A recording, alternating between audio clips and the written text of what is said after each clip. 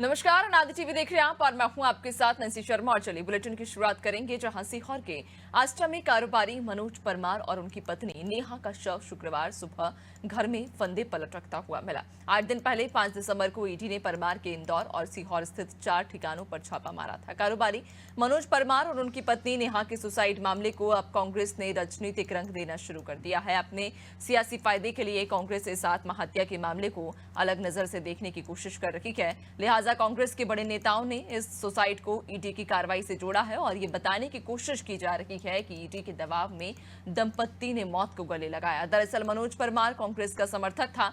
उसने अपने बच्चों के साथ एक गुल्लक टीम भी बनाई थी और जब राहुल गांधी की यात्रा प्रदेश से निकली थी तो उन्हें ये गुल्लक भेंट भी की गई थी। पीसीसी चीफ जीतू पटवारी ने इसे सुसाइड नहीं हत्या बताया और आरोप लगाए कि ईडी के असिस्टेंट डायरेक्टर संजीत कुमार साहू ने मनोज परमार पर बीजेपी ज्वाइन करने का दबाव बनाया था। वहीं कांग्रेस के आरोपों पर बीजेपी ने पलटवार किया। बीजेपी प्रवक्ता नरेंद्र सलूजा ने कहा कि मृत्यु पर राजनीति करना कांग्रेसियों का पुराना गिद्ध रूपी चरित्र है। आत्महत्या किसी की भी हो दुखद है, लेकिन कांग्रेसी सिर्फ अपने निजी हित और स्वार्थ को चमकाने के लिए इसका दुरुपयोग करते हैं। उन्होंने ये भी कहा कि कांग्रेस जिस मनोज परमार को अपना समर्थक बता रही है उस पर धोखाधड़ी 2017 में धारा 376 का केस दर्ज हुआ था। इतना ही नहीं, मनोज परमार को 7 साल की सजा भी हो चुकी है और जेल में भी रह चुके हैं। उस व्यक्ति और उसकी बनाई गुल्लक टीम को आखिर कांग्रेस नेता ही क्यों प्रमोट कर रहे हैं?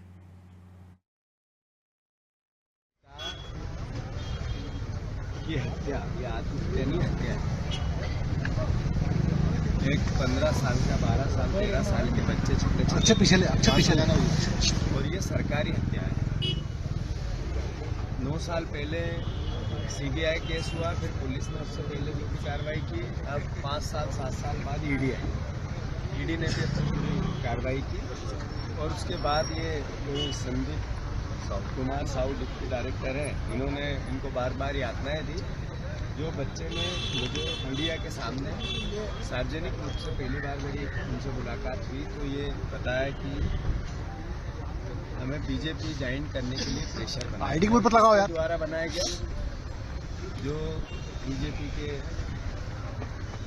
अध्यक्ष हैं भारतीय जनता पार्टी के, वो बार बार शिकायत कर रहे थे और ये हमने विभागीय अधिकारियों से पता लगा। निश्चित तौर पे ये घटना दुखद है। अब इसको लेके कांग्रेस राजनीति कर रही है। दिग्विजय सिंह का ट्वीट आ चुका है और जीतू पटवारी मौके पर जा चुके हैं, तमाम तरह के झूठे आरोप लगा रहे हैं और बड़े शर्म की बात है कि इस मौत पर भी घृणित राजनीति कर रहे हैं। अब दिग्विजय सिंह बता रहे हैं कि वो मनोज परमार जो है वो कांग्रेस का समर्थक था और उनके ऊपर दबाव डाला जा रहा था भाजपा ज्वाइन करने का। जीतू पटवारी भी इस तरह के आरोप लगा रहे हैं। अब बड़े आश्चर्य की बात है कि मनोज परमार वो शख्स है जिसके ऊपर वर्ष 2017 में 420 का प्रकरण दर्ज हुआ था, जिसके अंदर उसे 7 वर्ष की सजा हुई थी और इस पूरे मामले की सीबीआई जांच भी चल रही है और वो जेल भी काट के आ चुका है। इसी मनोज परमार के ऊपर 2017 में 376 का प्रकरण भी दर्ज हुआ था। इस मनोज परमार पे अन्य प्रकरण भी चल रहे हैं।